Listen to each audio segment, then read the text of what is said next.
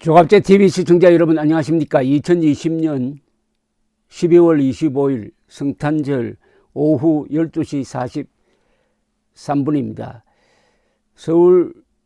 서울행정법원의 재판부 홍순욱 부장판사가 재판장이었습니다. 윤석열 총장의 손을 들어주어 가지고 문재인 대통령이 결정한 2개월 정직 처분 효력을 정지시켜버린 것은 법적 논리에서 가장 중요한 적법 절차를 지키지 않았다는 것이 결정적인 요인이라고 지금 언론이 해설을 하고 있습니다. 이 적법 절차라고 하면은 이 법조인이 아닌 사람들에게는 실감이 와 닿지 않습니다. 수사를 하든 재판을 하든 뭘 하든 법적 절차를 지켜야 된다는 겁니다. 예컨대 어떤 사람을 수사할 때 법원의 영장 없이 도청을 했다든지 아니면 잠을 재우지 않고 가혹한 수사를 했다든지 하면은 거기서 얻은 정보는 이것은 일단 무시해 버립니다. 왜냐하면은 그것을 얻는 과정에서 불법이 일어났기 때문입니다. 법률가들이 흔히 말하는 독수독과입니다. 독이 있는 나무에서 맺어진 열매도 독이 있는 것으로 간주한다는 그런 뜻입니다. 바로 그 대원칙이 어제 홍순욱 부장판사가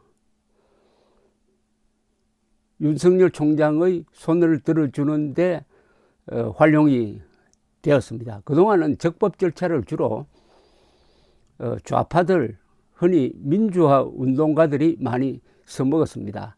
요사이 재심 재판이 많이 이루어지고 있습니다. 과거에 간첩 사건, 공안 사건, 그런데 대부분이 이 재심에서 무죄가 나오는 경우가 있습니다.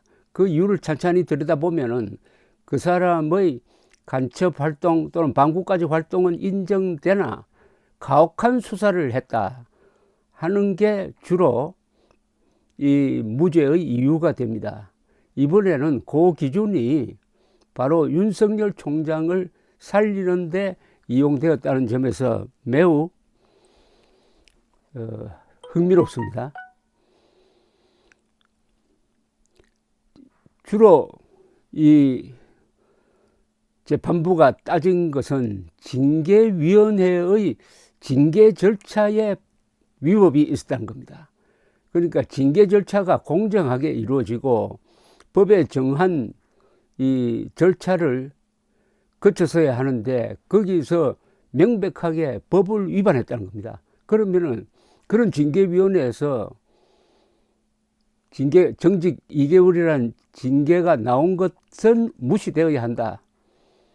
그런데 징계 사유도 문제가 있다. 이 두 가지입니다. 징계가 위법하게 이루어졌으니까 사실 이거 하나만으로도 징계 사유를 따질 필요도 없는데 징계 사유를 따져봐도 그게 정직 2개월감이 아니라는 겁니다. 가장 중요한 요 징계위원회의 절차상의 하자를 제가 해설을 해드리겠습니다. 지난 10일 법무부 징계위원회는 정한중 한국외대교수를 위원장으로 이용구 법무부 차관, 안진 전남대 교수, 신성식 대검 반부패 강력부장, 심재철 법무부 검찰국장 등 5명이 참석한 상태에서 진행이 되었습니다. 지난 10일 윤 총장 측은 징계 과정에 개입한 심재철 법무부 검찰국장, 이 차관, 정 교수, 안 교수 등 4명에 대하여 기피 신청을 했습니다. 징계위는 심 검찰국장에 대해서만 기피 신청을 받아들였습니다. 이유가 있다고. 그래서 법무부 징계위는 15일에 심재철 검찰국장을 제외한 4명이 2차 심의를 개시했습니다. 이게 문제죠. 7명 중에서 4명만 참석했으니까 이게 과반수는 되지만은 벌써 출발부터가 정당성을 상실했다는 것 아니겠습니까? 자, 그렇게 하자 윤 총장 측은 이날 다시 정 교수와 심 부장 검사에 대해서도 공정한 심리를 할 수 없는 입장이 있다 해가지고 기피 신청을 했습니다. 정 교수와 신 부장검사는 본인에 대한 기피 의결에는 당사자이기 때문에 퇴장을 했습니다. 그런데 본인이 아닌 다른 사람의 기피 의결에는 번갈아 가며 참여해가지고 위원 3인의 의결로 각 기피 신청을 기각했습니다. 그러니까 기피 신청 당한 사람은 의결에 참여할 수 없으니까 빠져버리고, 그러면 나머지 3사람이 기피 신청을 기각하는 결정을 내렸다는 뜻입니다. 여기에 문제가 있습니다. 왜냐하면 검사징계법 제17조 사항은 위원회는 기피 신청이 있을 때 재적위원 과반수 출석과 출석위원 과반수 찬성으로 기피 여부를 결정한다. 기피 신청을 받은 사람은 그 의결에 참여하지 못한다고 딱 못이 박혀 있습니다.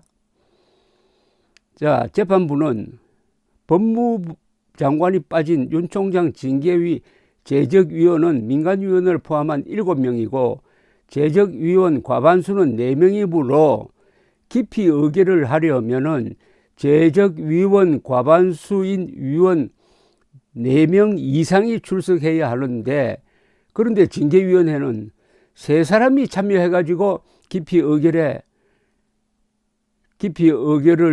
했는데 3명이면 과반수가 안 된다.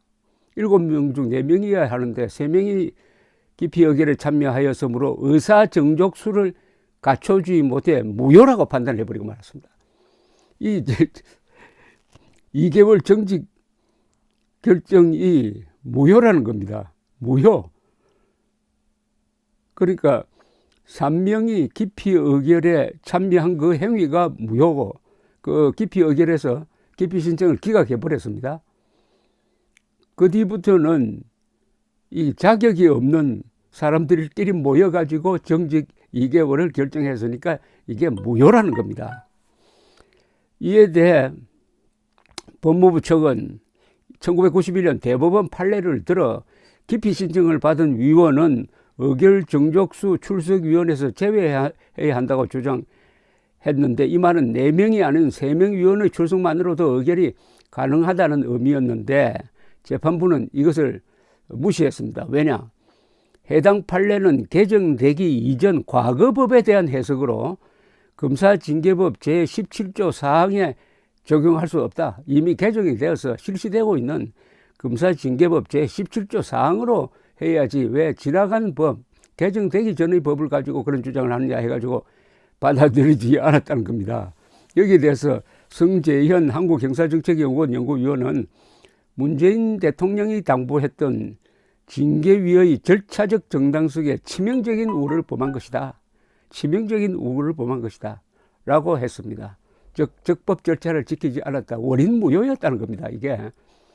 이런 지적은 과거에 언론이 여러 차례 했습니다. 그러나 그걸 무시하고 일단 법원에 가져가면은 김명수 대법원장이 있으니까 법원이 알아서 판단할 것이라고 해서 만만하게 보다가 결국 판사도 이걸 무시하고 할 수가 없잖아요. 판사가 1 더하기 1은 2인데 1 더하기 1은 4라는 걸 근거로 해가지고 거기에서 무슨 논리를 전개하면은 되겠습니까? 홍순욱 재판장이 정말 훌륭한 일을 했지만은 또 어떻게 생각하면 홍순욱 재판장이 아니라도 다른 판사라도 결국 윤석열 총장 손을 들어줄 수밖에 없었다. 문제는 왜 이렇게 무리를 했느냐는 겁니다. 아니, 법무부가 법을 어기면은 어떻게 됩니까? 그러니까 없을 무자가 되어버린 거 아닙니까? 요새 법이 없는 부서가 되었습니다. 법무부가 무자를 한자로 쓰면 없을 무자를 써가지고. 그리고 징계 사유에 대해서 조금 따져봤는데 법무부는 윤 총장이 지난 10월 국정감사에서 퇴임하고 나면 사회와 국민을 위해 어떻게 봉사할지 천천히 생각해 보겠다고 발언한 것, 여론조사에서 대선 주자 유력 후보로 꼽히는 점 등을 들어 윤 총장이 정치적 중립에 관한 부적절한 은행을 해 위신을 손상했다고 주장했으나 이건 처음부터 말이 안 되는 것 아닙니까? 자기가 여론조사에 전화를 해가지고 내 이름 꼭 넣어주세요라고 한 게 아니라 이러한 조사소에 대해서 제발 내 이름 빼주시오 한 거 아닙니까? 재판부는 우리 사회와 국민을 위한 봉사는 정치를 통한 봉사, 국민을 위한 무료 변호, 일반 변호사 활동 등 다양한 의미로 해석될 수 있다. 정치적 중립에 관한 부적절한 은행으로 단정하기 어렵다. 대선 주자 여론조사에 포함된 것이 윤 총장의 고의 과실로 볼 자료가 없기 때문에 책임이 있다고 보기 어렵다라고 딱 잘라버렸습니다. 법무부가 윤 총장의 정치적 중립 위반 근거로 든 정치적 중립성을 의심케 함, 신청인의 정치적 활동 가능성이 논의되는 것 자체가 주요 사건 수사의 정치적 이용 가능성을 배제할 수 없음이라는 주장에 대해서는 추측에 불과해가지고 징계 근거가 될 수가 없다 했습니다. 그러면 추미애는 지금 대권 주자 조사에 이름이 올라가요. 그럼 추미애도 징계해야 될 거 아닙니까?